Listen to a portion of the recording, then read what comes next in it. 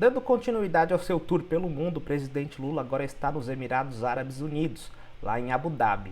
Oportunidade na qual ele deu uma declaração no sentido de que a guerra foi construída por dois países, a Ucrânia e a Rússia, e que a Ucrânia tem sim responsabilidade na continuidade dessa guerra, uma vez que o Zelensky não toma a iniciativa pela paz. Vamos dar uma olhada no vídeo dele. Ele quer saber como é que anda o projeto de vários países que estão buscando ser mediadores da guerra da Rússia e da Ucrânia e como é que isso aqui foi visto aqui pelo Lula na sua viagem. Ora, eu penso que a construção da guerra foi mais fácil do que será a saída da guerra. I think it was easier to get into war than to get out of war. Porque a decisão da guerra foi tomada por dois países. Because the war started just by the decisions made by two countries. E agora, o que nós estamos tentando construir?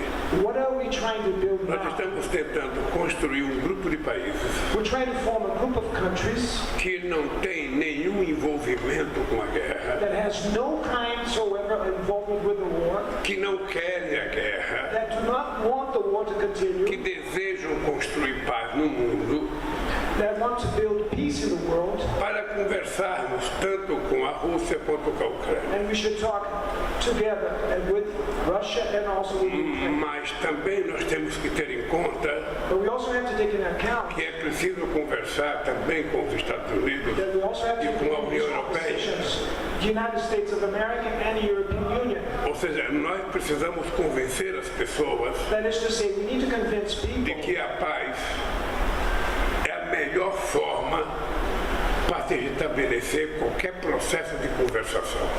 that peace is the best way for you to establish a process of conversations. E eu acho que é isso que nós temos interesse de fazer. And Brasil, this is what we're interested to do. China, Brazil, eu China, quero envolver outros países da América we Latina. want to involve other Latin American countries. Esse assunto eu já conversei com o presidente Biden, já conversei com o chanceler alemão, já conversei com o Macron, conversei com o Xi Jinping, With President Macron. já conversei com o presidente da América do Sul. E eu acho que é uma tentativa que nós vamos fazer, porque do jeito que está a coisa, a paz está muito difícil.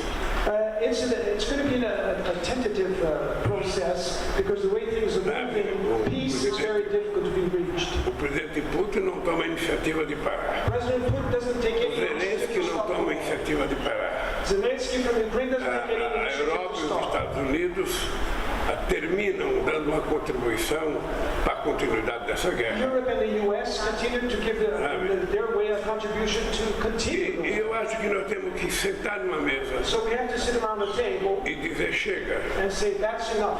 vamos conversar, porque a guerra nunca trouxe, nunca trará benefício War never para a will never humanidade. bring benefits for humanity. Eu fiquei muito feliz com a visita do presidente Macron para conversar com o Xi Visit of Jinping. President Macron to visit President Xi Jinping. E é muito importante que as pessoas começam a And it's very discutir a questão important de people to paz. start talking. E todo mundo sabe que eu já propus a criação de uma espécie de G20 da paz. Everybody knows that I have already made a proposal of creating a sort of a political G20. Quando houve a crise econômica de 2008, When we had the global financial crisis in 2008, rapidamente nós criamos o very G20 quickly the G20 was para formed tentar salvar a economia. to bail out the economy that was in crisis. Agora é importante criar um outro It's G20 important to create another kind of para G20 acabar com a guerra to end with this war e estabelecer a paz. and establish peace. Essa é a minha intenção This is my e eu intent, acho que nós vamos and I conseguir um think that intento we'll muito manage grande. to have great success. Ontem eu conversei com o Sheik sobre a Yesterday I guerra, talked with the Sheikh about the eu war. conversei com o Xi Jinping I sobre a talked to guerra. President Xi Jinping about E the eu acho que war. nós estamos encontrando um conjunto de I pessoas think that we're meeting a set of que people preferem falar em paz do que em guerra. that prefer to talk about peace than war. Eu acho que vai dar certo. And so I think we're going to have success. Bem, vocês viram o vídeo aí, o Lula atribui parte da responsabilidade da guerra à Ucrânia. Mas é sempre importante a gente lembrar que a guerra é uma guerra de agressão. Foi a Rússia que iniciou essa guerra de invasão territorial sem nenhuma justificativa. A ideia de que existem territórios que eram russos e agora estão em domínio ucraniano e, portanto, a Rússia iria reconquistar, não fazem o mínimo sentido, conforme nós vamos ver agora nesse vídeo. Bem, forçando um pouco a memória agora, nós vamos lembrar das aulas de história e falamos da União Soviética. Ela foi um grande país que existiu até 1991 e quando houve o colapso da União Soviética, alguns países que eram apenas províncias da União Soviética se tornaram países independentes.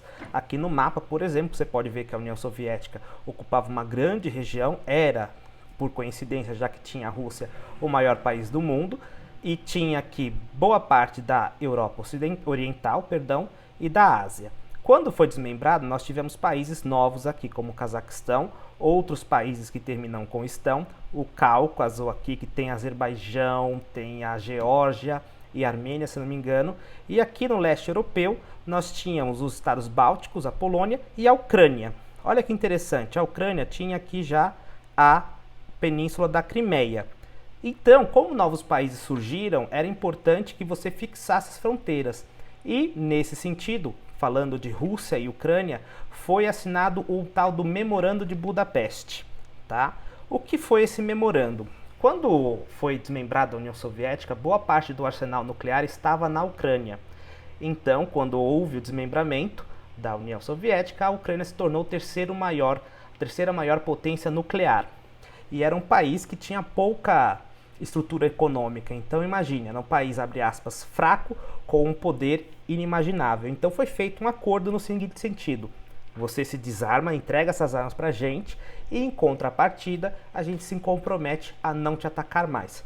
Veja aqui, por exemplo, que o memorando proibia a Federação Russa, o Reino Unido e os Estados Unidos ameaçar ou usar qualquer força militar ou coerção econômica contra Belarus, que era antigamente Bielorrússia, o Cazaquistão e a Ucrânia.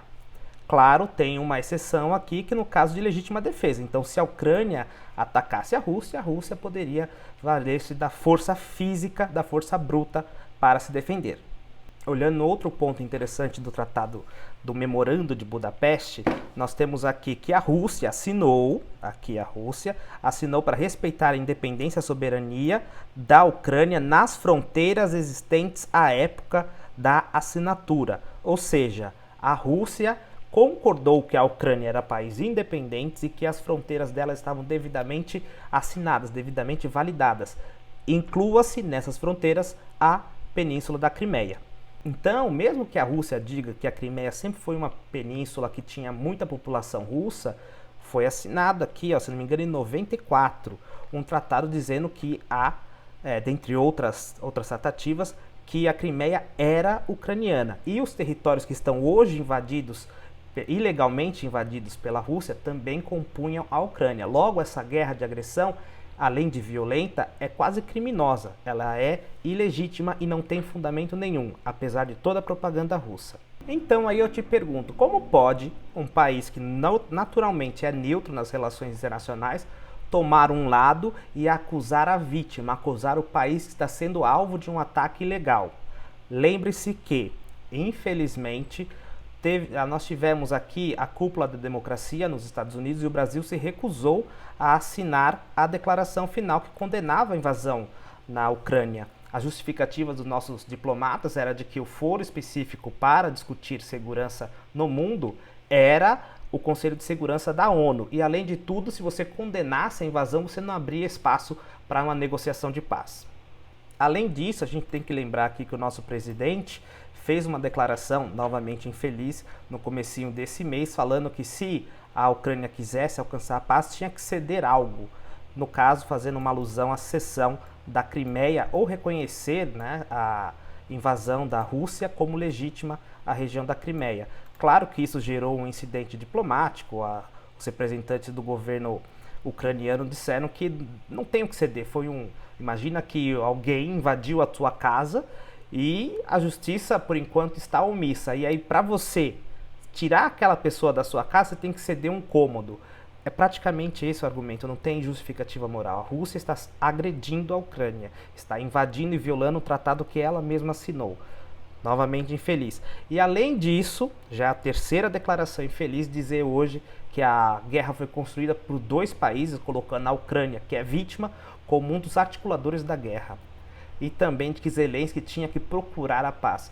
Ora, infelizmente nós temos que ver hoje, testemunhar um país que foi naturalmente neutro durante muito tempo. O Brasil foi um estandarte da diplomacia internacional, porque era um auxiliar na resolução de conflitos internacionais.